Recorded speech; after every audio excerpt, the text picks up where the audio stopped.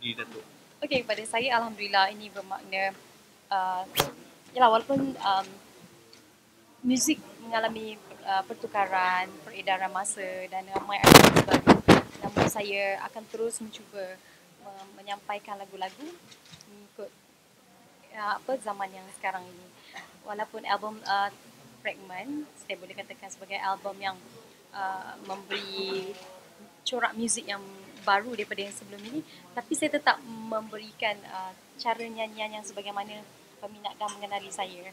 Alhamdulillah masih lagi diterima untuk kategori vokal terbaik. Ini merupakan kata anugerah pada Allah, daripada Allah pada saya kan, dan saya akan teruskan untuk menghasilkan lagu-lagu yang terbaik dengan cara dan dindangan saya. Kemenangan kali ini selama 3 tahun berehat untuk menyanyi anugerah ni. Sebelum ni memang lebih banyak.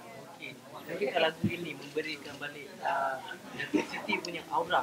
Album ni saya rasa ya, Fragment sebuah album yang dihasilkan dalam kata penantian yang lama juga, 3 tahun ya, berbanding dengan album pop solo saya sebelum ini bahasa Melayu.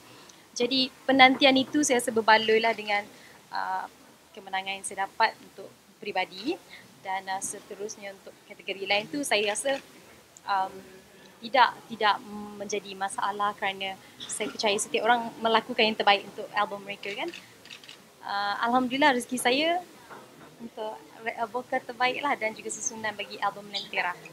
Rakaman bagi album konsert Lentera.